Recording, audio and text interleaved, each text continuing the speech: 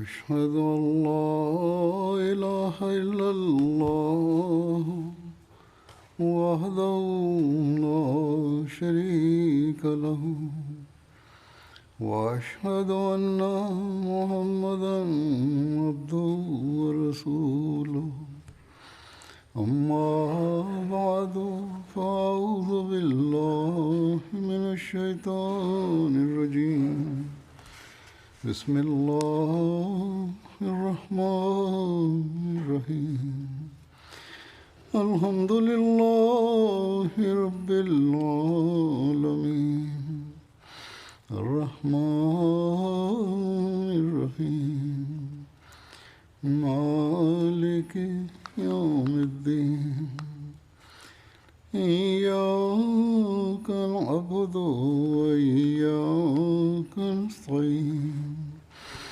اهدنا الصراط المستقيم صراط الذين أنعمت عليهم غير المغضوب عليهم ولا الضالين. अल्लाह ताला जे फज़लनि जो मींहुं जेको अल्लाह ताला जे वाइदे जे मुताबिक़ पाण सॻोरन सल्लल्लाहु अलैहि वसल्लम जे सचे ग़ुलाम जी जमायत ते रोज़ वसंदो आहे, इन जो ज़िक्र जलसे जी रिपोर्ट में थींदो आहे. उते मूं ॿुधायो हुयो त सभु कुझु बयानु करणु मुमकिन न आहे मुख़्तसिर वक़्त में. कहिड़ी तरह अल्लाह ताला फज़ुल फ़रमाईंदो आहे, कहिड़ी तरह अल्लाह ताला माण्हुनि जी दिलनि खे खोलींदो आहे जमायत जे बारे में, कहिड़ी तरह ईमाननि खे मज़बूत फ़रमाईंदो आहे अल्लाह ताला, कहिड़ी तरह दुश्मननि खे नाकाम कंदो आहे. केतिरा ई वाक़िया माण्हू लिखंदा रहंदा आहिनि. इन्हनि मां कुझु मां अॼु बि बयानु कंदुसि, छो त हीअ वाक़िया केतिरनि ई अहमदिन जी दिलनि में ईमान जी मज़बूती जो बि सबबु बणिजंदा आहिनि. अल्लाह ताला कहिड़ी तरह तबलीग जे मुख़्तलिफ़ ज़रियनि सां सईद रूहनि खे जमायत में आणे पियो थो ऐं नयूं जमायतूं क़ाइमु थियनि पियूं थियूं, इन बारे में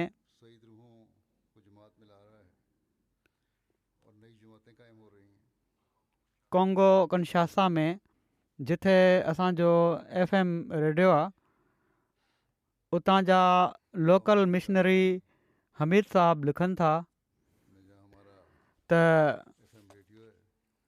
अवेरा शहर में असांजे रेडियो प्रोग्राम खे ॿुधी लोकल इमाम मस्जिद ईसा साहब राब्तो कयो ऐं हू मिशन हाउस आया. जमायत जो पैगाम सम्झियाऊं ऐं बैत करे वरिताऊं. न सिर्फ़ु बैत कयाऊं ऐं पर पंहिंजे ॻोठ किलीबा अंधेरी वञी तबलीग बि शुरू करे ॾिनऊं. उन्हनि जी तबलीग जे नतीजे में 24 माण्हू अहमदियत में दाख़िल थिया. जॾहिं असांजे मरकज़ी सिलसिले जे मुबलिग उते दौरो कयो त वधीक 8 माण्हुनि बैत कई. अहिड़ी तरह उते जमायत क़ाइमु थी वई. हाणे हिकु पासे नेक फितरत इमाम जेके आहिनि उन्हनि खे ही पैगाम ॿुधी उनखे सम्झण जी अल्लाह ताला तौफ़ीक़ अता फ़रमाए थो. ॿिए पासे पाकिस्तानी आलिम आहिनि जेके सवाइ मुखालफ़त जे ॿियो कुझु नथा ॼाणनि. कांगो कनशासा जे सूबे माइन दोम्बे हिकिड़े ॻोठ में मौलम आहिनि उमर मुनवर साहब.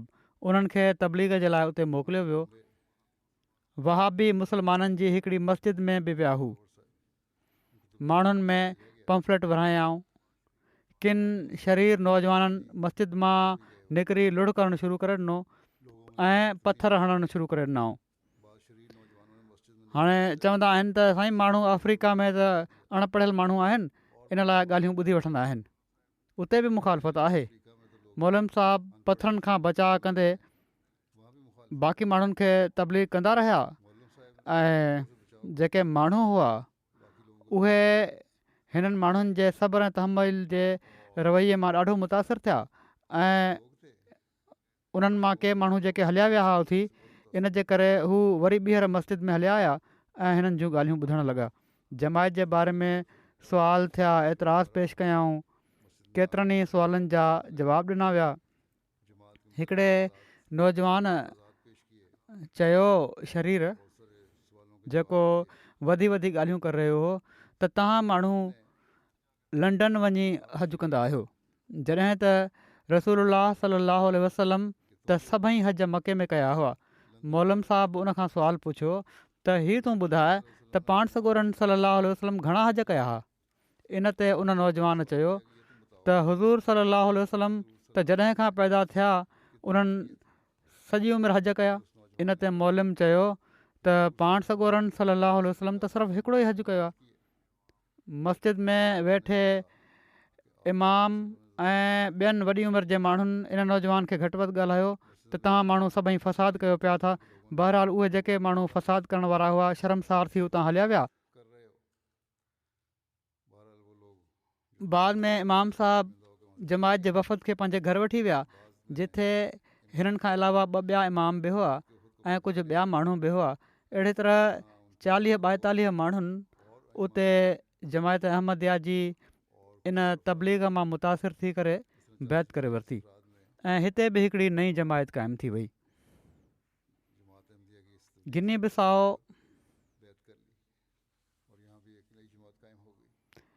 इमाम तमाने चवनि था त अॼु ताईं असां जमायत जे बारे में इहो ई ॿुधंदा आया आहियूं त तव्हां हज़रत मोहम्मद मुस्तफ़ा सल्लल्लाहु अलैहि वसल्लम ऐं क़ुर ऐं हदीस खे नथा मञो, पर अॼु असां जलसे जो प्रोग्राम ॾिठो हो। चवनि था अॼु हिन जलसे जी बरकत सां असां तव्हांजे ख़लीफ़े खे ॾिठो ऐं ॿुधो आहे। उन्हनि त अलाह ताला ऐं हज़रत मोहम्मद मुस्तफ़ा सल्लल्लाहु अलैहि वसल्लम ऐं क़ुर ऐं हदीस जूं नसीहतूं फ़रमायूं आहिनि। चवनि था अॼु मूंखे यकीन थी वियो आहे त जमायत जे ख़िलाफ़ु कूड़ो प्रोपेगंडा थी रहियो आहे ऐं कूड़ो प्रोपेगंडा हमेशह ख़ुदाई जमायतुनि जे ख़िलाफ़ु थींदो आहे। चवनि था इमाम साहब इन ई मस्जिद जा हुआ। चवनि था त मां अॼु खां जमायत अहमदिया में दाख़िल थो थियां ऐं पंहिंजे सभिनी माण्हुनि खे जमायत जी तबलीग कंदुसि। अलाह जे फज़ल सां हीअ तबलीग कनि बि पिया था ऐं हिननि जी तबलीग सां नयूं जमायतूं बि क़ाइमु थी रहियूं आहिनि। सो असांजा मुख़ालिफ़ बि जेके पाकिस्तान में बि आहिनि सिर्फ़ु सखणी मुख़ालिफ़त न कनि ऐं पर असांजी तालीम खे ॿुधनि पढ़नि सम्झनि, पोइ जेको एतिराज़ आहे उहो पेश कनि। इहो ई हज़रत मसीह मौद अलैहिस्सलाम बार बार फरमायो आहे त तव्हां माण्हू खामखा मुख़ालिफ़त कयो था, मुंहिंजी ॻाल्हि त पहिरियां ॿुधो। अमीर साहब लाइब्रेरिया लिखियो आहे त कहिड़ी तरह अलाह ताला मुख़ालिफ़त जे बावजूदु असांजी मदद फ़रमाए थो। 2 साल पहिरियां निम्बा काउंटी जे हिकिड़े टाउन के गेनागले जा कुझु माण्हू अहमदियत में दाख़िल थिया। पहिरियां हिननि जो तालुक़ु ईसाईयत सां हुयो या ला मज़हब आहे। बैत खां पोइ हिननि माण्हुनि जी तरबियत ऐं निमाज़ुनि जो इंतिज़ामु कंहिं घर जे विरांडे में कयो वियो। लोकल मुबलिग मुर्तज़ा साहब हिकिड़े ॾींहुं निमाज़ खां पोइ दोस्तनि खे दुआ जी तहरीक कई त अलाह ताला असांखे मस्जिद ठाहिण जे लाइ का मुनासिब ज़मीन अता फ़रमाए। हीउ इलाइक़ो ईसाईयत ऐं ला मज़हब माण्हुनि जो गढ़ आहे ऐं मुस्लमाननि खे हीउ माण्हू सुठो न आहिनि सम्झंदा, तंहिं करे मस्जिद जे लाइ ज़मीन जो हुसूल तमामु ॾुखियो हुयो। अञा गुफ़्तगू जारी हुई जो हिकिड़ो शख़्स मिस्टर डहन जेको ला मज़हब हो ऐं ख़ुदा जी हस्ती ते बि यकीन न रखंदो हुयो, उते वेठो हुयो। उन बि चयो त जॾहिं खां मिशनरी असांजे ॻोठ में अचणु शुरू कयो आहे, मां हिननि जो तमामु भलो अख़लाक़ ॾिठो आहे। सभिनी माण्हुनि सां मिलनि था, हिक ई थां में खाधो खाई था वठनि। एसि ताईं जो मां जेको ख़ुदा खे नथो मञा ऐं पको शराबी आहियां, मूं वटि बि अची वेही रहंदा आहिनि ऐं हाल अहिवाल पुछंदा आहिनि। मूंखे अहिड़ी तरह जा अख़लाक़ पहिरियां ॾिसण लाइ न आहिनि मिलिया। मूं वटि हिकिड़ो प्लाट आहे जंहिं ते मां पंहिंजो घरु ठाहिण जो इरादो कयो हुयो, पर अॼु मां हिन प्लाट खे मस्जिद जे लाइ ॾियां थो। जीअं त कुझु ॾींहंनि खां पोइ बाक़ाइदा हिननि बैत बि करे वरिती, शराब बि सफ़ा छॾे ॾिनऊं। हीउ इनकलाब पैदा थियो ऐं इख़लास में तरक़ी कंदा विया।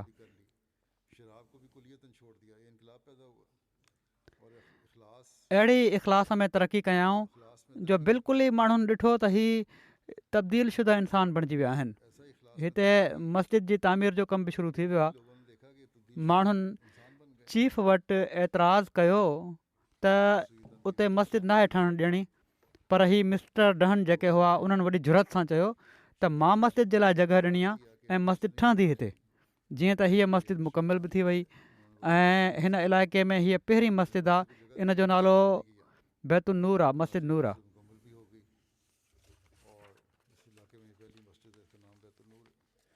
अहिड़ी तरह ग़ैर मुस्लिम ऐं दहरिया जेके आहिनि अलाह ताला खे न मञण वारा, उहे बि अलाह ताला जे फज़ल सां न सिर्फ़ु अलाह ताला जी हस्ती ते यकीन रखनि था ऐं पर इस्लाम खे सचो मज़हब सम्झी मञनि था.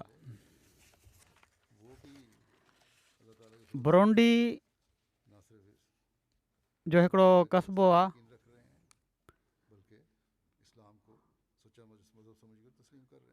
न्यानज़लक. हिते जमायत जी काफ़ी घणी मुखालफ़त आहे, छो त मुस्लमान बि आहिनि हिन इलाइक़े में. सुन्नी मस्जिद जे इमाम हर क़िस्म जी कोशिशि कई त जमायत जी मस्जिद खे बंदि करायो वञे. इन जे लाइ हू सरकारी उहिदेदारनि सां बि मिलियो, पर उन जी हिकु न हली. असांजा मौलम हमज़ा इंडोमाना साहब खे इन मस्जिद जे इमाम सुवाल जवाब जे लाइ घुरायो. सुवाल जवाब में वफ़ात मसीह ते बहस शुरू थियो. जॾहिं मौलम साहब वफ़ात मसीह क़ुर शरीफ़ जे दलीलनि सां साबित कई त हिननि नाम निहाद आलमनि खां जवाब त न ॾिजी सघियो. अलबत् मौलम सां झेड़ो शुरू करे ॾिनऊं ऐं जमायत ते कुफर जी फ़तवा हयाऊं.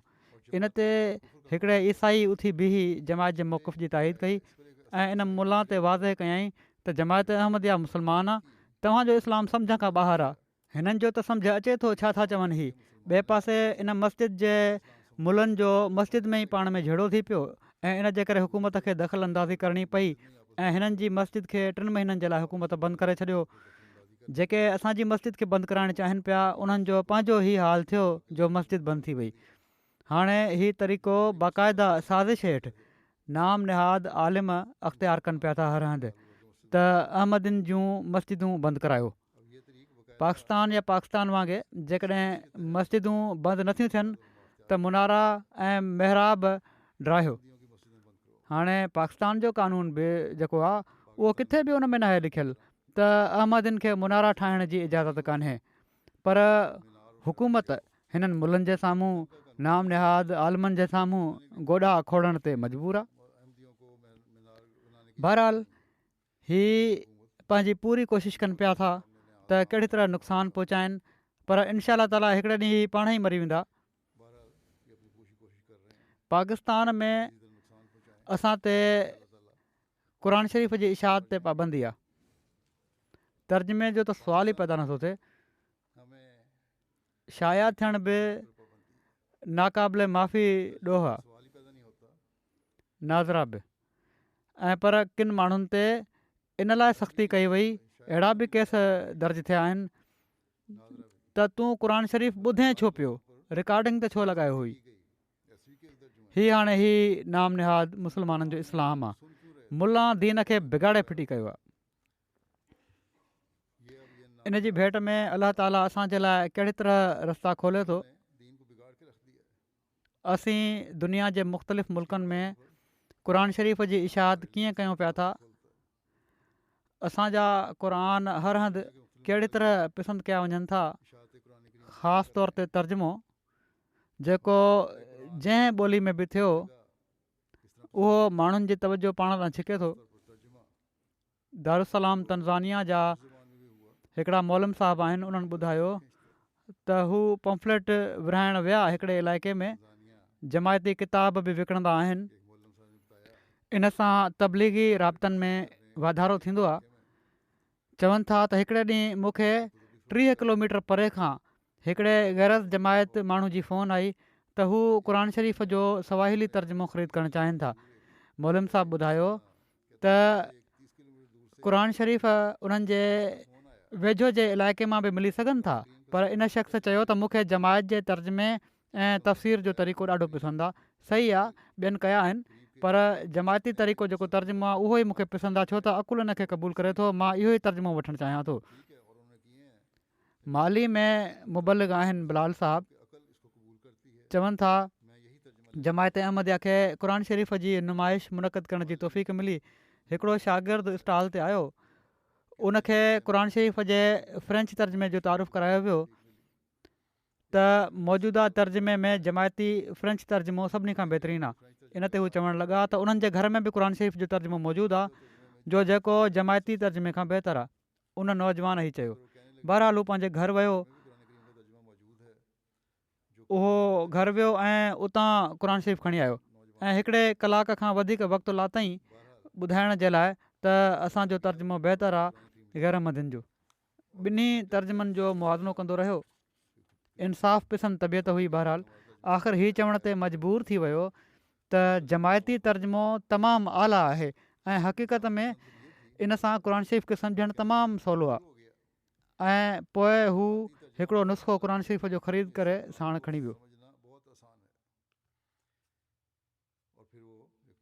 इस्लाम जी हक़ीक़ी तालीम ऐं अलाह ताला ते ईमान बि कहिड़ी तरह जमायती तालीम ऐं हज़रत मसीह मऊद अलैहिस्सलाम जे लिटरेचर सां मुसलमाननि में बि क़ाइमु थिए थो।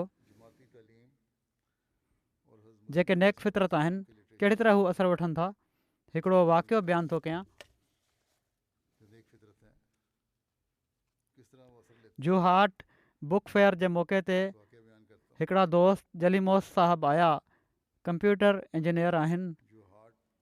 ही मौसूफ़ स्टॉल में हज़रत मसीह मऊद अलैहिस्सलाम जी तस्वीर ऐं जमायती किताब ॾिसणु लॻा। कुझु देरि खां पोइ मौसूफ़ ड्यूटी ते मौजूदु मुबलिग खे आलिन अखियुनि सां मुखातिबु थी करे चयो त अॼु जेकॾहिं मुस्लमान तौरु मां तव्हांजे साम्हूं बीठो आहियां त सिर्फ़ु जमायत अहमदिया जे करे। जमायत जो मूं ते हीउ वॾो अहसान आहे। उनखां पुछा कई वई त छा तव्हां अहमदी आहियो ऐं जमायत तव्हां ते कहिड़ो अहसान कयो आहे।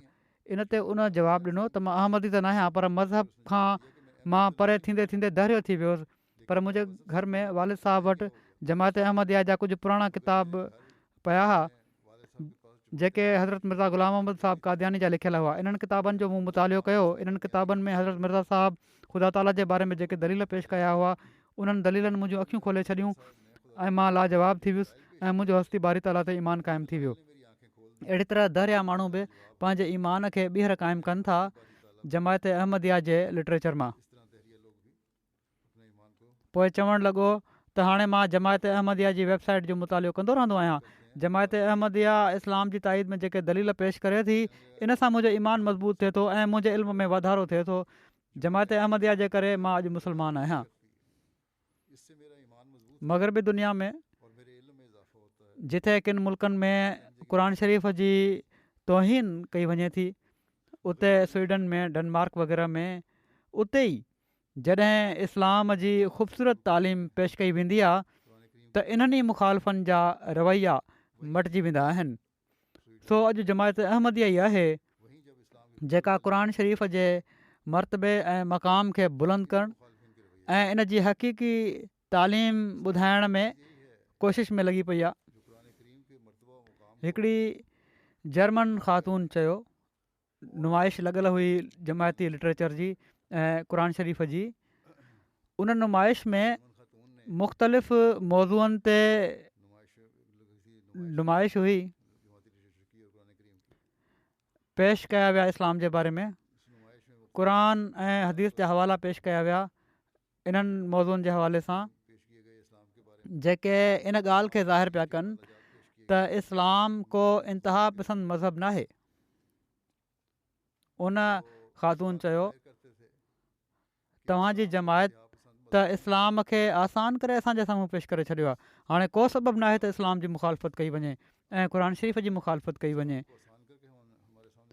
क़ुर शरीफ़ जी इशाअत ऐं इस्लामी तालीमात ते लिटरेचर जो माण्हुनि ते कहिड़ी तरह असरु थिए थो, इन बारे में ॿियो वाक़ियो बि बयानु कयां थो। गोलाघाट बुक फेयर जे मौक़े ते हिकिड़ियूं प्रोफेसर आहिनि, मुस्लमान प्रोफेसर शबाना यास्मीन साहिबा चवनि थियूं, जॾहिं असांजे स्टॉल खे ॾिठाऊं, रिपोर्ट ॾियण वारा चवनि था, जॾहिं असांजे स्टॉल खे ॾिठाऊं त ॾाढियूं ख़ुशि थियूं ऐं सिधो अची क़ुर शरीफ़ जो आसामी तर्जुमो खयाऊं। आसाम में ई नुमाइश थी रही हुई ऐं पंहिंजे साथी प्रोफेसर साहिब खे चवणु लॻियूं त अॼु मुंहिंजो हीउ ख़्वाबु पूरो थी वियो आहे। मां हिकिड़े वॾे वक़्त खां क़ुर शरीफ़ जे आसामी तर्जुमे जी ॻोल्हा में हुअसि। मुंहिंजा हिकिड़ा उस्ताद हुआ जन केतिरा ई भेरा मूंखां क़ुर शरीफ़ जे आसामी तर्जुमे जो मुतालबो कयो हुयो, पर मूं वटि क़ुर शरीफ़ न हुअण जे करे मां उन्हनि खे न ॾेई सघियसि, हीउ तर्जुमो न हुअण जे करे। इन जे करे मूंखे ॾाढी शर्मसारी थींदी हुई ऐं पंहिंजे मुस्लमान हुअण ते अफ़सोस थींदो हुयो। मुंहिंजे उस्ताद जी वफ़ात खां पोइ अॼु मूंखे हीउ क़ुर शरीफ़ मिलियो आहे। जेकॾहिं इन जी क़ीमत हज़ारे रुपया बि हुजे हा त मां हिन वक़्तु ज़रूरु ख़रीद करे वठां। हीउ सिर्फ़ु अलाह ताला जो फज़ुलु आहे त अहिड़नि परे परे जे इलाइक़नि में जिथे मुस्लमाननि वटि क़ुर शरीफ़ ऐं ॿिया बुनियादी इस्लामी किताब बि मौजूदु कोन्हनि, उते जमायत अहमदिया बुक स्टॉल लॻाए उन्हनि जूं दीनी ऐं रूहानी ज़रूरतूं पूरियूं करे पई थी। पोइ धीमा जी बुक फेयर में हिकिड़ी ख़ातून आहे बांती द्वारास, ही लॉर्ड शेवा जो मंदरु ठाहिनि पियूं थियूं ऐं उनजी तबलीग कंदियूं आहिनि, हिंदू आहे। जॾहिं इन असांजे स्टॉल खे ॾिठो त हैरान थी वई त हिन इलाइक़े में जिथे मुस्लमाननि जी आबादी तमामु घटि आहे, उते हिकिड़ो इस्लामी स्टॉल लॻो आहे। उन असांजे स्टॉल ते अची ॻाल्हि ॿोल कई, ॾाढो ख़ुशि थी वापसि वई। ॿिए ॾींहुं वरी वापसि स्टॉल ते आई ऐं उते मौजूदु सभिनी माण्हुनि जे लाइ फ्रूट वग़ैरह उन आंदो। पिणु क़ुर शरीफ़ खे ॾिसी ॾाढो ख़ुशि थी। उन क़ुर शरीफ़ ख़रीद कंदे इन ॻाल्हि जो इज़हार कयो त अॼु मुंहिंजी ज़िंदगी जो हिकिड़ो ख़्वाबु तव्हां पूरो करे छॾियो आहे। क़ुर शरीफ़ ख़रीद कयईं ऐं उनखे पंहिंजे सीने सां लाथईं ऐं फ़ोटो बि उन सां गॾु कढायईं। चेक रिपब्लिक ओभर यूरोप जो मुल्क आहे। मुबलिक चवनि था हिकिड़ो नौजवान असांजे स्टॉल ते आयो, उन ॿुधायो त मां इन नतीजे ते पहुतो आहियां त ख़ुदा जो वजूदु आहे, पर हीअ सम्झ न पई अचे त कहिड़ो मज़हब मूंखे ख़ुदा ताईं पहुचाए सघे थो। मां वॾे वक़्त ताईं केतिरनि ई मज़हबनि जो मुकमिल जाइज़ो वरितो आहे, पर हाणे मां इन नतीजे ते पहुतो आहियां त जमायत अहमदिया ई सभिनी मसइलनि जो हल ॾिए थी, जंहिंसां मुंहिंजे दिलि ऐं दिमाग़ खे तसली मिले थी। मूंखे हिते रूहानियत महसूसु थिए थी। हाणे ॿुधाइनि ही मुला माण्हू त क़ुर शरीफ़ जी तालीम खे माण्हुनि जे दिलि ऐं दिमाग़ ताईं केरु थो पिए पहुचाए। अलाह ताला कहिड़ी तरह तबलीग जा रस्ता खोलण जा सामान पैदा फ़रमाईंदो आहे, इन जा बि ईमान अफ़रोज़ वाक़िआ आहिनि। पाकिस्तान में असां ते मुकमिल पाबंदी आहे, पर किन जॻहुनि ते ॿियनि जॻहुनि ते किन रंडकुनि जे बावजूदु अलाह ताला आसानियूं पैदा फ़रमाए छॾींदो आहे। गिनी बसाओ जा मुबलिक लिखनि था त गुज़िरियल डिसंबर में केपवर्ड आइलैंड जो दौरो कयो त उन दौरे जे दौरान इन ॻाल्हि जी शदीद ज़रूरत महसूसु थी त असांजी जमायत जो रेडियो प्रोग्राम हुअणु घुरिजे, जंहिंजी मदद सां घणी तेज़ी सां जमायत जो पैगाम पहुचाए सघिजे थो। पर काफ़ी कोशिशुनि जे बावजूदु जमायत उते रजिस्टर न पई थिए, जंहिंजे करे रेडियो प्रोग्राम न पियो मिली सघे। चवनि था दौरो मुकमल थियण खां पोइ गिनी बिसाओ मां केतिरा ई लीफलेट्स प्रिंट करे केपवर्ड मोकिलिया विया। उते उन्हनि खे तमामु घणो विरहायो वियो ऐं चवनि था हिकिड़े दोस्त लीफलेट पढ़ण खां पोइ जमायती मिशन फ़ोन कई ऐं चयईं त जमायत जे बारे में मालूमात हासिलु करणु चाहियां थो। अहिड़ी तरह उन्हनि सां मुलाक़ात थी ऐं उन्हनि खे जमायत जे बारे में ॿुधायो वियो। उन्हनि चयो त तव्हां पंहिंजूं तालीमात रेडियो ते छो नथा ॿुधायो। इन ते उन्हनि खे ॿुधायो वियो त असां कोशिशि कयूं पिया था, पर रेडियो प्रोग्राम असांखे मिलनि नथा पिया। इन ते उन माण्हू चयो त मुंहिंजो पंहिंजो रेडियो स्टेशन आहे, मां रेडियो जो डायरेक्टर आहियां रजिस्ट्रेशन जो, तव्हां मुंहिंजे रेडियो ते प्रोग्राम करे सघो था ऐं जमायत जो पैगाम पहुचाए सघो था। अहिड़ी तरह अलाह ताला हिकिड़ो नओं रस्तो खोले छॾियो। वरी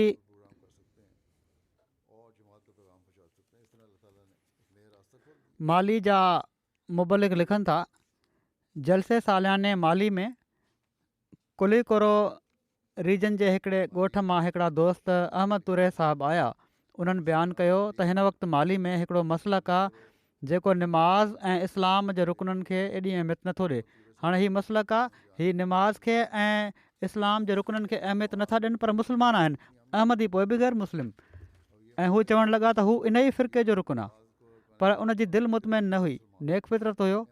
चए थो बेशक चवंदा त असां इहो ई आहियूं त इस्लाम जे रुकननि जी का ज़रूरत न आहे, ईमान जी ऐं निमाज़ पढ़ण जी ज़रूरत न आहे, पर मुंहिंजी दिलि मुतमिन न आहे हिन ते। हिकिड़े ॾींहुं उन्हनि रेडियो खोलियो त उते जमायत अहमदिया जो रेडियो हुयो, जंहिंमें निमाज़ पढ़ण जो तरीक़ो सेखारियो पियो वञे, जंहिंखे उन्हनि वॾे गौर सां ॿुधो ऐं बाद में उन्हनि बार बार जमायती रेडियो ॿुधो त दिलि में यकीन थी वियो त हीअ माण्हू ई सचा मुस्लमान आहिनि।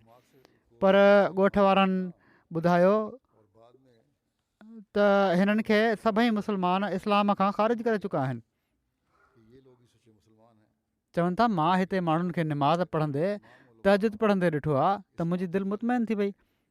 मां दीन जे बारे में घणो नथो ॼाणा, पर जेतिरो इस्लाम जे बारे में ॼाणा थो अॼु उनखे पंहिंजी अखियुनि सां ॾिसी वरितो आहे ऐं मां अहमदियत में शामिलु थो थियां।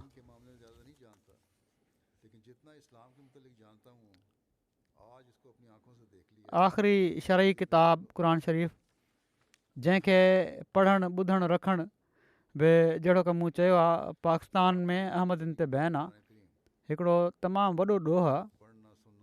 उहो ई किताबु आहे जंहिंजे ज़रिए जमायत अहमदिया दुनिया में इस्लाम जो पैगाम पहुचाए पई थी ऐं दुनिया जी इस्लाह करे रही आहे।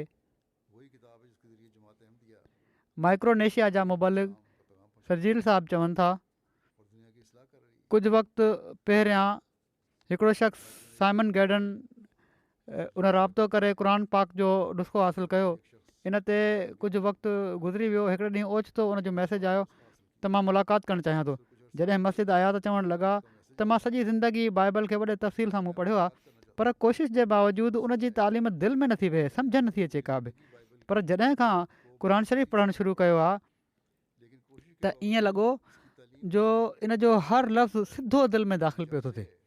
हू इन ॻाल्हि ते हैरान हुआ त हीअ कीअं थो थी सघे त मां सॼी ज़िंदगी ग़लति हुउसि ऐं क़ुर शरीफ़ जी तालीम खां महरूम रहियुसि। पंहिंजी वालदा वटि विया इन खां पोइ ऐं उन्हनि खे ॿुधायाऊं त मां मस्जिद वञा थो वालदा खे ऐं इस्लाम में दाख़िलु थियणु लॻो आहियां। उन जा उते माइट बि मौजूदु हुआ। उन्हनि चयो ॾाढो ग़लति कमु करणु लॻो आहीं, ॾाढो घटि वधि ॻाल्हायूं। इन ते मौसूफ़ चयो तव्हां माण्हू जेको करणु चाहियो था कयो, पर मां पंहिंजी दिलि सां मुस्लमान थी चुको आहियां। ऐं चवनि था साइमन साहिबु ख़ाकसार सां इन ॻाल्हि जो ज़िक्र कयो त उन्हनि जी अखियुनि में ॻोढ़ा अचणु लॻा। हाणे न सिर्फ़ु जमायत में दाख़िलु थी विया आहिनि ऐं पर वॾी दिलेरी सां इस्लाम जी तबलीग कंदा आहिनि।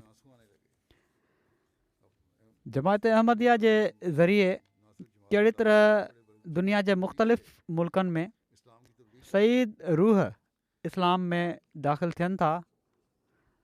अमीर साहबु स्पेन लिखनि था त हिकिड़ा स्पेनिश दोस्त फ्रांसिस्को पेसवस साहिबु काफ़ी वक़्तु तहक़ीक़ करे जनवरी 2023 में मुस्लमान थिया। इस्लाम खे सचो दीन सम्झंदा हुआ, पर मुसलमाननि जी मुंतशिर हालत ते मुतफ़िक़र रहंदा हुआ ऐं हीअ ॻाल्हि सम्झंदा हुआ त हज़रत अली रज़ी अल्लाह ताला जे दौर खां पोइ मुसलमान मुतहिद न थी सघिया। ऐं हाणे तारीख़ कुझु हिननि खे पढ़ियल हुई इस्लाम जी। हाणे निज़ाम ख़िलाफ़त हेठि ई ॿीहर मुतहिद थी सघनि था त किथे ॻोल्हियूं निज़ाम ख़िलाफ़त खे। मार्च 2023 में हिननि जो असांजे अहमदी तारिक़ साहिब सां राब्तो थियो। उन्हनि उनखे अहमदियत ते तहक़ीक़ जो मशवरो ॾिनो। जीअं त उन्हनि 3 महीना अहमदियत जे बारे में तहक़ीक़ कई ऐं इनशाह सदर थियण खां पोइ हिननि बैत करे वरिती ऐं बाक़ाइदा जुमे वग़ैरह ते बि ईंदा आहिनि। ताजिकिस्तान सां तालुक़ु रखण वारा हिकिड़ा दोस्त आहिनि खुरमोफ तुरगन साहिबु। अॼुकल्ह किर्गिस्तान में रहनि पिया था। चवनि था मां हिते कमु कंदो आहियां काशगर में। जिथे मां कमु कंदो आहियां उते अहमदी माण्हू बि हुआ, जीअं किन जा नाला वरिता उन्हनि। मां उन्हनि सां तक़रीबन 3 साल जमायत जे बारे में ॻाल्हि ॿोल कई।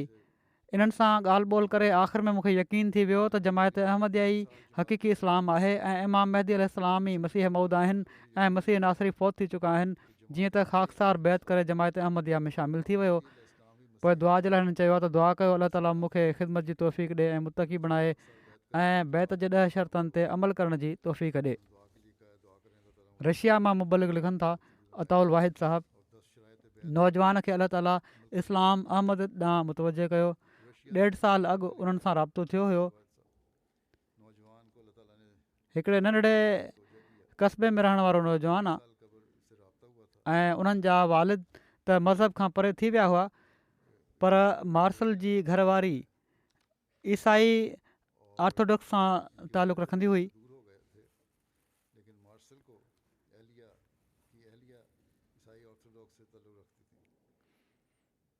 जीअं त मार्शल ही नौजवान जेके आहिनि हिननि जा वॾा भाउ ईसाई आहिनि, पर हिननि जी तवजो हिननि जे वालिद जी क़ौमियत जे करे इस्लाम ॾांहुं थी।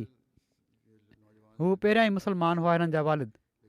उन्हनि इस्लाम क़बूलु कयो त इन तवजो जे करे इस्लाम क़बूलु कयऊं, पर मुस्लमाननि जो सुनी इस्लाम क़बूलु करे वरितऊं। पर इस्लाम क़बूलु करण खां बाद बि चवनि था त तालीमुनि जे बारे में केतिरा ई सुवाल ज़हन में ईंदा हुआ, जन जा मक़ामी मुला तसली बख़्श जवाबु न ॾेई सघंदा हुआ। इन बेचैनी में इज़ाफ़ो थींदो रहियो ऐं इन ई दौरान अलाह ताला इंटरनेट जे ज़रिए सां हिननि जो राब्तो जमायत अहमदिया रशिया सां कराए छॾियो। हितां मार्शल साहब खे पंहिंजे सुवालनि जो तसली बख़्श जवाबु मिली वियो। उन्हनि जो चवणु आहे त मां केतिरनि ई जॻहियुनि ते इस्लाम खे सम्झण जी कोशिशि कई आहे, पर हक़ीक़ी इस्लाम अहमदियत में ई ॾिठो आहे, जीअं त हिननि बैत करे वरिती। फिलिपाइन जा मुबलिग इंचार्ज चवनि था त हिते हिकिड़े ॿेट में 139 बैतूं थियूं आहिनि ऐं बैत करण वारनि में हिकिड़ा स्कूल जा प्रिंसिपल ऐं 2 इमाम बि शामिल आहिनि ऐं 4 इमाम मस्जिद बैत करे अहमदी थी चुका आहिनि। हिकिड़े इमाम मस्जिद हाजी ईसा जो चवणु आहे त जंहिं मस्जिद जा हू इमाम आहिनि हाणे उहा जमायत अहमदिया जी मस्जिद आहे। हिकिड़े दोस्त हिन मस्जिद जे लॻ कुझु ज़मीन जो बि जमायत खे मालिक करे छॾियो आहे, जंहिं में साल दौरान मिशन हाउस ठाहिण जो इरादो आहे त जीअं मुस्तक़िल मोलम जी मुक़ररी थी सघे। माली क़ुर्बानी करण वारा आहिनि ही इमाम, सिर्फ़ु हीअ न आहे त पैसा वठनि था। हिननि जो दुकानु आहे, कारोबार आहे, माली क़ुर्बानी करण वारा बि आहिनि। ऐं हिकिड़े ॾींहुं चवणु लॻा त मां जेका माली क़ुर्बानी कई हुई 500 पीसो जी, हिकिड़े ॾींहुं अलाह ताला मुंहिंजो ईमान मज़बूत करण जे लाइ ॿिए ॾींहुं मूंखे गैर मुतवक़े तौर ते 1 लख पीसो किथां उपत कराए छॾी आहे। अलाह ताला ख़ुदि अहिड़ी तरह सईद फितरत माण्हुनि जी रहनुमाई फ़रमाए थो। माली जे रीजन सिकासो जा मुबलिक लिखनि था, मरवान कोलीबाली साहिबु अहमदिया मिशन हाउस आया ऐं चयऊं त हू बैत करणु चाहिनि था। उन्हनि ॿुधायो त हू अहमदिया रेडियो शौक़ सां ॿुधंदा हुआ ऐं जमायत जी अक्सर ॻाल्हियुनि खां मुतमइन हुआ, पर बैत करण लाइ दिलि न पई मञे। चवणु लॻा, कल्ह जॾहिं मुंहिंजी रेडियो ॿुधंदे ॿुधंदे मूंखे निंड अची वई त मां ख़्वाब में ॾिठो त आसमान में चंड तमामु रोशन आहे ऐं चंड में 2 माण्हुनि जी तस्वीर नज़र अची रही आहे, हिकिड़ी तस्वीर वॾी ऐं हिकिड़ी नंढड़ी आहे ऐं भरिसां बीठे ॿार लुड़ पिया था कनि त हीअ इमाम महदी अलैहिस्सलाम ऐं उन्हनि जे ख़लीफ़े जी तस्वीर आहे, हू अची विया आहिनि। मरवान साहिबु चवनि था त पोइ उन्हनि भरिसां बीठे हिकिड़े बुज़ुर्ग खां पुछा कई त छा तव्हांखे बि तस्वीर नज़र अचे पई थी ख़्वाब में ई? जंहिं ते बुज़ुर्ग त न में जवाबु ॾिनो, पर चवनि था त मुंहिंजी दिलि मुतमइन थी वई त अहमदियत ई सची जमायत आहे जेका इमाम महदी जे ज़हूर जो ऐलान करे पई थी। हज़रत मसीह मऊद अलैहिस्सलाम जे ख़लीफ़नि जूं तस्वीरूं ॾिठाई त हज़रत मसीह मऊद अलैहिस्सलाम जी वॾी तस्वीर खे सुञाणे वरिताईं, साण मुंहिंजी तस्वीर बि हुई ऐं चयईं त इहे ई त मूं ख़्वाब में ॾिठा हुआ। स्पेन जा अमीर साहिबु लिखनि था, कार्लुस साहिबु बैत कई आहे उन्हनि हिन साल, पहिरियां मुस्लमान थी विया हुआ। हीअ अब्दुलसलाम हिन जो नालो रखियो वियो हुयो। उन्हनि ख़्वाब में हज़रत मसीह मऊद अलैहिस्सलाम खे ॾिठो त हुज़ूर उन्हनि खे फ़रमाइनि पिया था त अचो अमुन ॾांहुं हलियो आहे। ख़्वाब खां पोइ हिकिड़े ॾींहुं हिननि जी घरवारी इंटरनेट ते हिननि खे कुझु ॾेखारे रही हुई जो हिननि जी नज़र हज़रत मसीह मौद अलैहिस्सलाम जी तस्वीर ते वञी पई त हिननि चयो त हीअ त उहो ई शख़्स आहे जेको ख़्वाब में मूंखे अमन ॾांहुं सॾे रहियो हुयो। इन ते उन्हनि अहमद जे बारे में तहक़ीक़ शुरू करे ॾिनी ऐं कुझु ॾींहंनि खां पोइ ॿीहर ख़्वाब ॾिठऊं। हज़रत मसीह मौद अलैहिस्सलाम उन्हनि खे फ़रमायो त मां इमाम महदी ऐं मसीह आहियां। हिननि जी दिलि त इन ख़्वाब खां पोइ अहमद जी क़ाइल थी वई हुई, पर बैत न कई हुआऊं ऐं तहक़ीक़ जारी रखियाऊं। टियों भेरो वरी हिननि हज़रत मसीह मौद अलैहिस्सलाम खे ॾिठो, जॾहिं त हुज़ूर जे चहिरे ते नाराज़गी जा आसार हुआ। इन ते उन्हनि फौरी तौर ते जमायत सां राब्तो कयो ऐं बैत करे वरितऊं।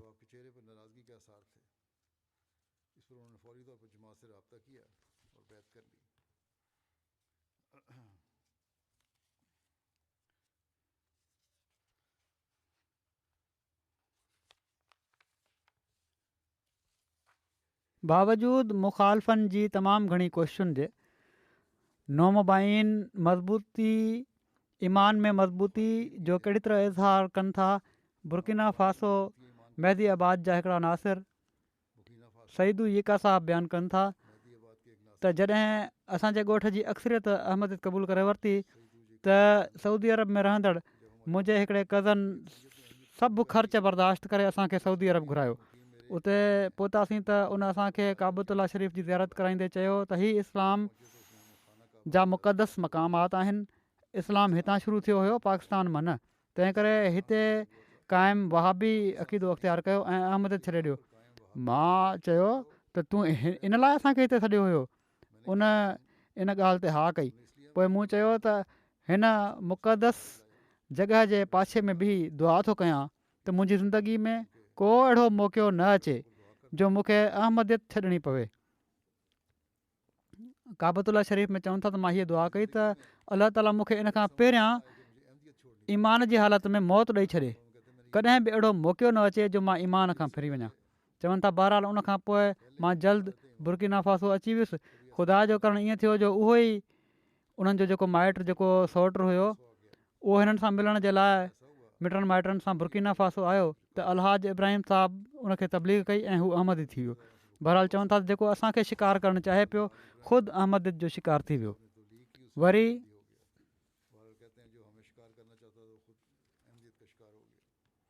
मुखालफ़त में साबित क़दमी बुर्किना फ़ासो जा ई आहिनि। अमीर साहब बयानु कनि था डोरी रीजन जा मोलम उमर डिको साहब आहिनि। चवनि था हिकिड़े ॾींहुं वहाबी मुला जो हिकिड़ो टोलो हिननि जे घरु आयो ऐं अहमद छॾण लाइ चयाईं ऐं धमकी ॾिनई त न त तोखे क़तलु करे छॾींदासीं। उमर डिको साहब चयो त बेशक मूंखे क़तलु करे छॾियो, पर अहमदियत छॾण जो सुवाल ई पैदा नथो थिए ऐं न ई मां तबलीग खां मुड़ंदुसि, तबलीग बि कंदुसि। इन ते हू तमामु कावड़ में हलिया विया। ॿिए ॾींहुं कुझु हथियारबंद माण्हू हिननि जे घरु आया। इन ते अहमदी माण्हुनि हिननि खे सलाह ॾिनी त तव्हां डोरी हलिया वञो। उन राति मौलम साहब पंहिंजी फैमिली सां गॾु दुआ में मशगूल रहिया ऐं अलाह ताला खां रहनुमाई चाहियूं। मौलम साहब ख़्वाब में हिकिड़े इस्माइल नाले शख़्स खे ॾिठो। उन चयो त ए उमर तूं काॾे थो वञी? जवाबु ॾिनई डोरी। इन ते उन चयो सही आहे। जीअं त इन ख़्वाब खां पोइ ॿिए सुबुह ते हिननि हिजरत करे वरिती ऐं हिननि खे पोइ हिकिड़े रक्शे वारे महफ़ूज़ तरीक़े सां उते पहुचाए छॾियो। ऐं डोरी पहुचंदे ई चवनि था त हिननि जी घरवारी जी फ़ोन आई त हथियारबंद दहशतगर्द आया आहिनि ऐं तव्हांखे ॻोल्हनि पिया था। अहिड़ी तरह अलाह ताला हिननि जी जान बि बचाए छॾी। नाइजेरिया जे ओसन स्टेट जे हिकिड़े ॻोठ जे रहायशी बदर अदरीमी साहिब खे अहमदियत क़बूल करण जी तौफ़ीक़ मिली।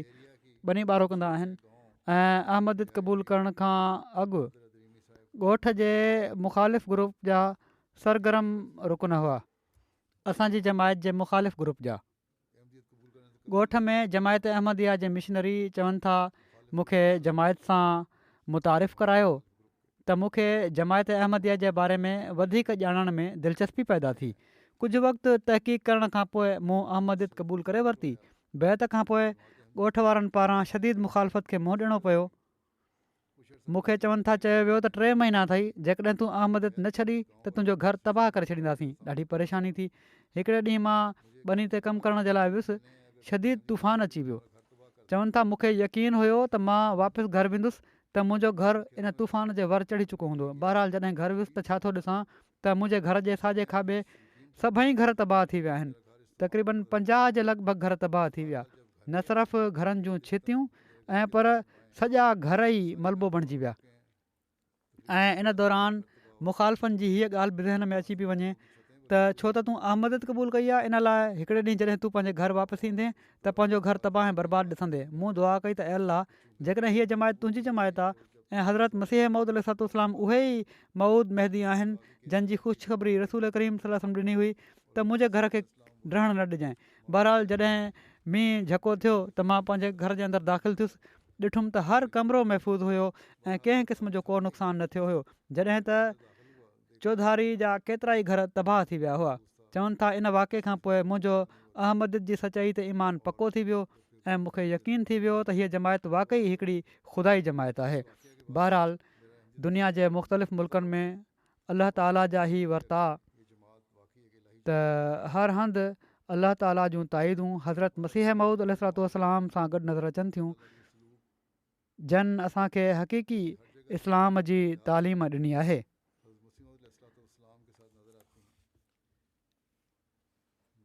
हीअ सभिनी खां वॾो जमायत अहमदिया जी सचाई जो दलील आहे हीअ वाक़िया, ऐं अलाह ताला जे फज़ल सां माण्हुनि जे ईमाननि खे मज़बूत कनि पयूं थियूं हीअ ॻाल्हियूं।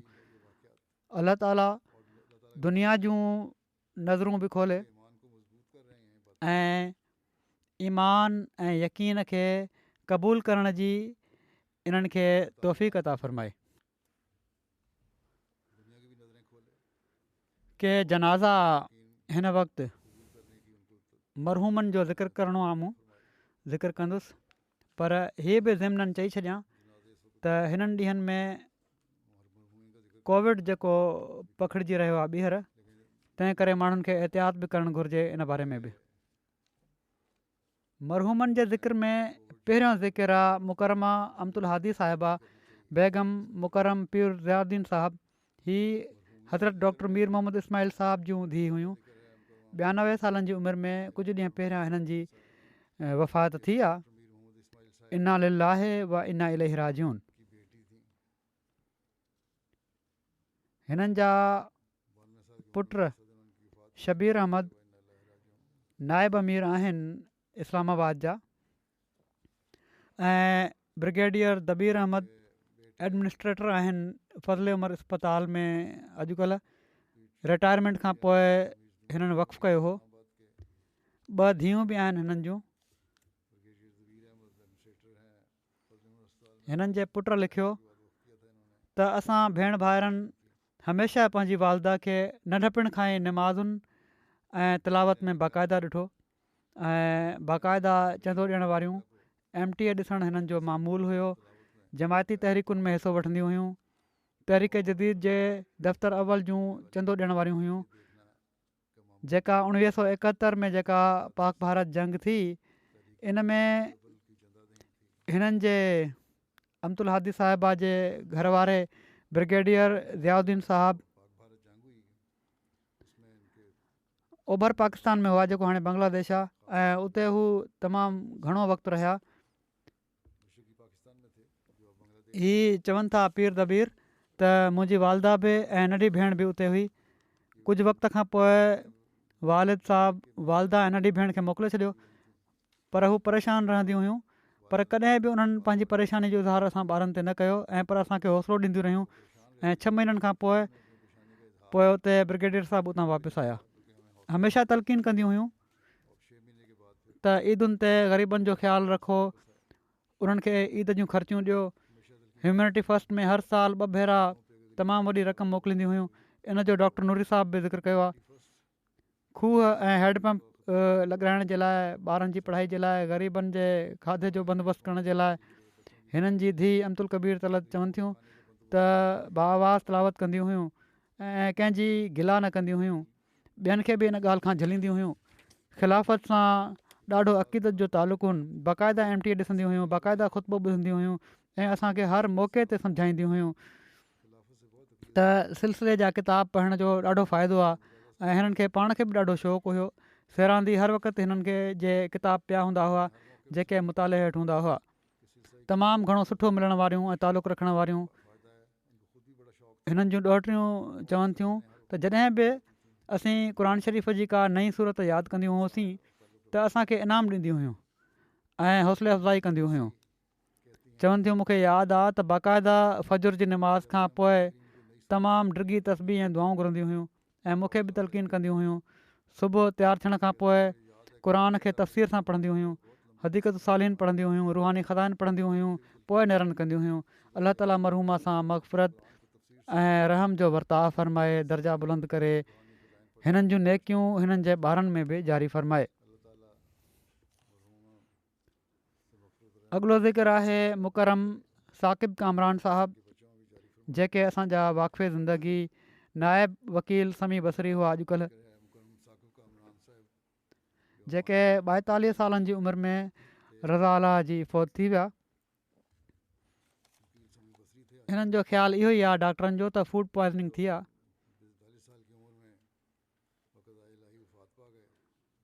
पर हिकिड़ी ट्रेजिडी हीअ बि थी त साक़िब साहिब जी वफ़ात खां तक़रीबन 45 मिंट पहिरियां हिननि जो हिकिड़ो पुटु आरिफ़ कामरान बि उहो ई खाधो उन बि खाधो हुयो, उहो बि फ़ौत थी वियो। इन्ना लिल्लाहि व इन्ना इलैहि राजिऊन। साक़िब कामरान साहिब जे पड़ ॾाॾे हज़रत चौधरी मौला बख़्श साहिब ऑफ तिलवंडी झुगला ज़िले गुरदासपुर में हज़रत अक़दस मसीह मौद अलैहिस्सलाम जी बैत कई हुई। कामरान साहिबु वक़्फ़ कयो, जामिया में दाख़िल थिया ऐं उतां पोइ पास करे मुख़्तलिफ़ जॻहुनि ते तइनात रहिया। हिननि खे हिकिड़ी धीउ ऐं 2 पुटनि सां अलाह ताला नवाज़ियो। रोमेसा काशफ़ा 17 सालनि जी आहे ऐं ग़ालिब कामरान 13 सालनि जो, ऐं टियों पुटु जेको आहे उहो हिननि सां गॾु ई हिननि जी वफ़ात थी वई। पूरो ख़ानदान ई बीमार थियो हुयो, बाक़ी अलाह ताला सभिनी खे बचाए वरितो।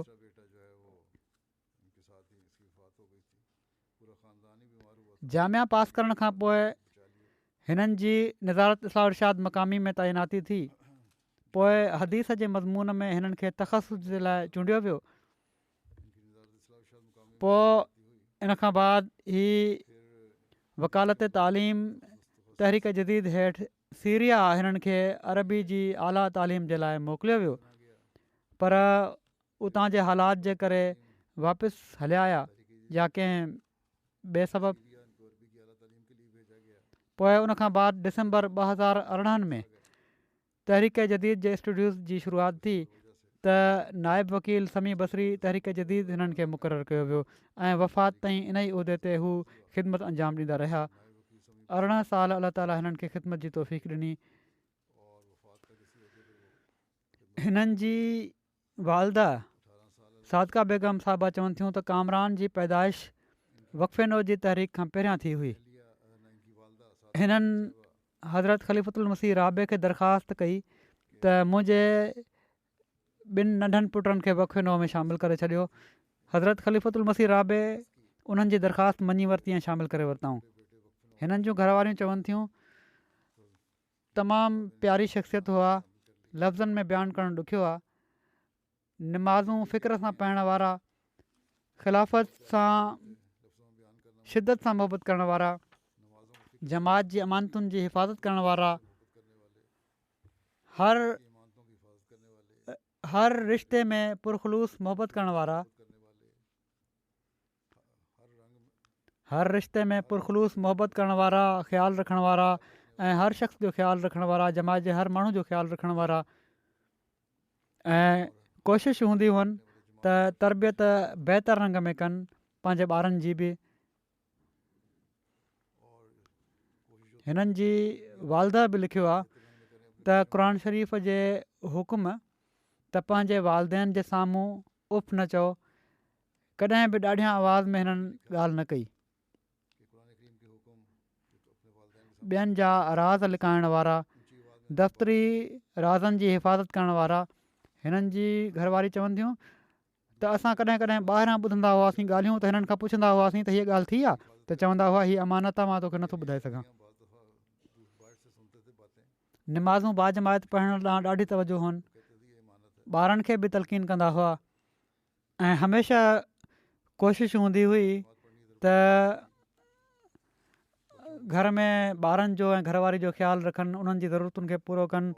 हर रिश्ते सां वफ़ा जो तालुक़ु हुयो। हिननि जी धीउ चवे थी रोमेसा त मुंहिंजा वालिद तमामु ई आजिज़, नेक, ग़रीबनि जो ख़्यालु रखण वारा, बाफ़हम, दूरंदेश, इताअत गुज़ार ऐं तहजीद पढ़ण वारा शख़्स हुआ। तरबियत करण जो अजीब तरीक़ो हुओ। पंहिंजी अखि जे इशारे सां ई ॻाल्हि सम्झाए छॾींदा हुआ। हर वक़्तु सुठी तरबियत करण जे फ़िक्र में लॻा रहंदा हुआ ऐं हमेशह ॿुधाईंदा हुआ त तव्हां माण्हू वक़फ़े नो आहियो, तंहिं करे पंहिंजो इन ॻाल्हि जो अहसासु रखो।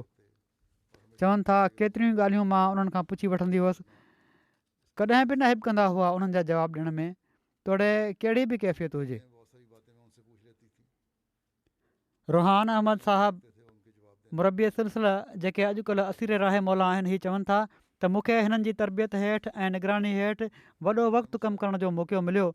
हमेशह हिकिड़े शफ़ीक़ दोस्त वांगुरु मुंहिंजी रहनुमाई कयाऊं। पाण नरम मिज़ाज, सुठी शख़्सियत जा मालिक ऐं बहितरीनु क़ाइदानियुनि सलाहियतुनि जा हामिल हुआ। हिकिड़ा सिलसिले जा मुख़लिस ख़ादिम हुआ। हिननि जी सखावत ऐं हमदर्दी बि बेमिसाल हुई। हिननि असीरनि जे लाइ बि दुआ कयो, अलाह ताला हिननि जी बि जल्द आज़ादी जा सामान पैदा फ़रमाए ऐं मरहूम सां अलाह ताला मग़फ़िरत ऐं रहम जो वर्ताव फ़रमाए, दर्जा बुलंद करे। हिननि जे घर भातियुनि खे, ॿारनि खे, घरवारी वालदा खे सब्र ऐं हौसलो अता फ़रमाए ऐं हिननि जे ॿारनि में हिननि जूं नेकियूं जारी फ़रमाए। टियों ज़िक्र आहे प्रोफेसर डॉक्टर मोहम्मद इसहाक़ दाऊदा साहब ऑफ कोतोनो बेनिन जो। हिननि जे बि कुझु ॾींहं पहिरियां 60 सालनि जी उमिरि में वफ़ात थी आहे। इन्ना लिल्लाहि व इन्ना इलैहि राजिऊन। हिननि जो तालुक़ु बेनिन जे दाऊदा ख़ानदान सां हुयो, जंहिं ख़ानदान जे माण्हुनि बेनिन में सभिनी खां पहिरियां अहमदियत क़बूल कई। बेनिन जा सभिनी खां पहिरियां अहमदी मुकरम ज़िक्रुल्लाह दाऊदा साहब मरहूम हिननि जा वॾा चाचा हुआ।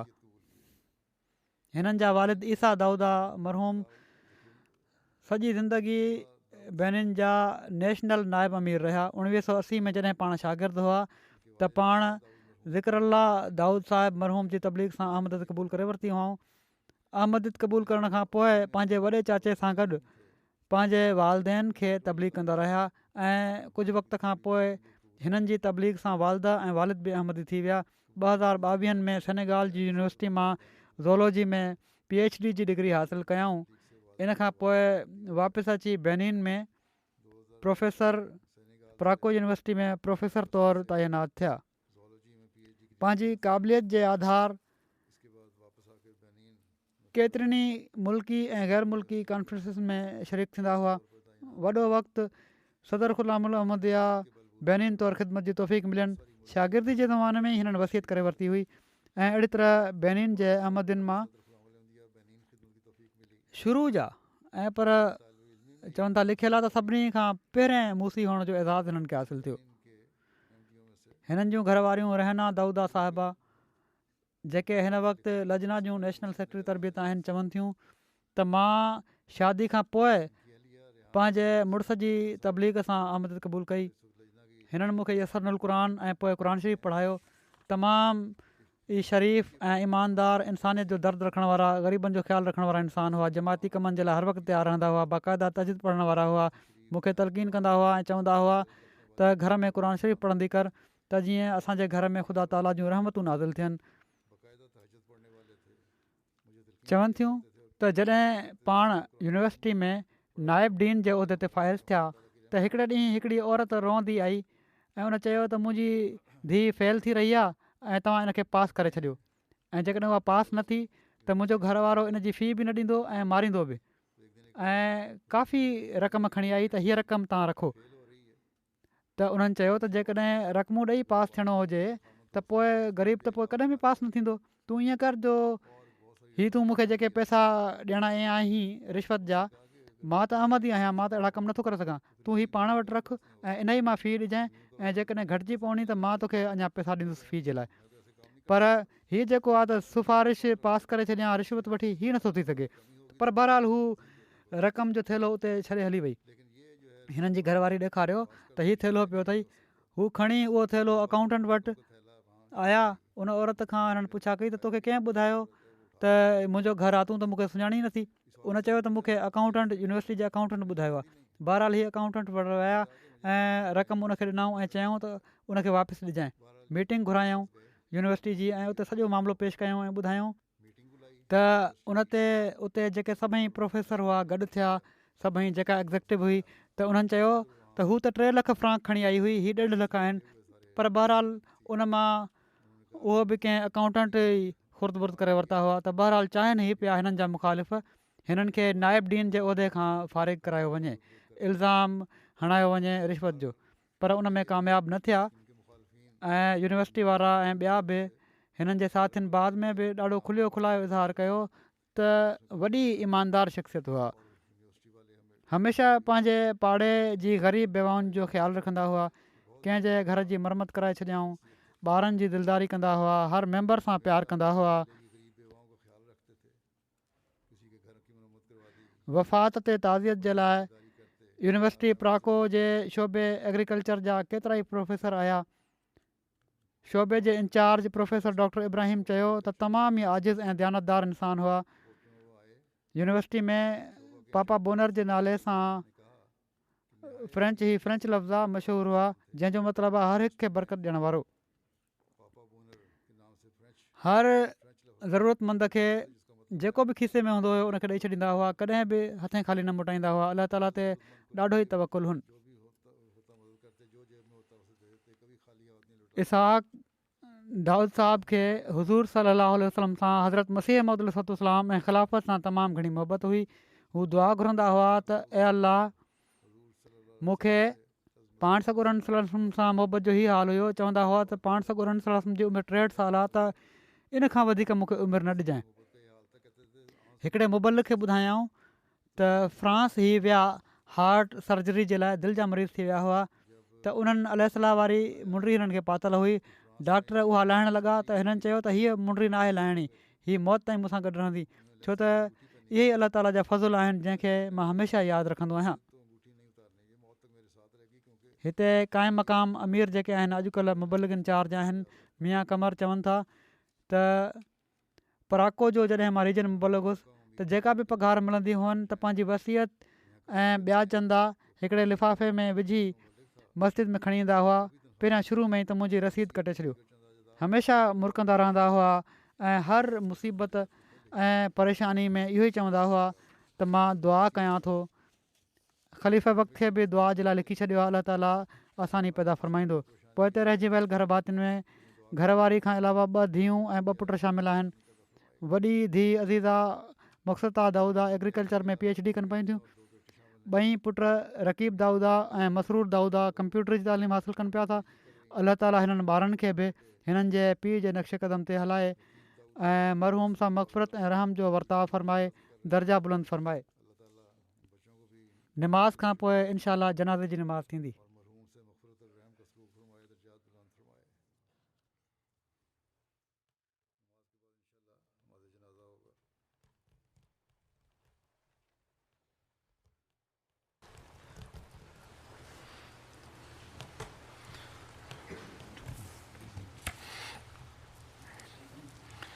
अल्हम्दुलिल्लाह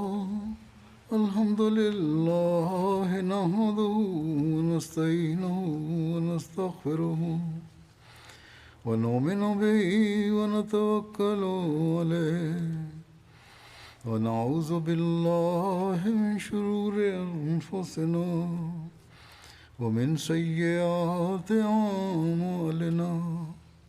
मन यहदिहिल्लाहु फला मुदिल्ल लहु वमन युद्लिल्हु फला हादिय लहु वनशहदु अन ला इलाहा इल्लल्लाह वनशहदु अन्ना मुहम्मदन अब्दुहु व रसूलुहु।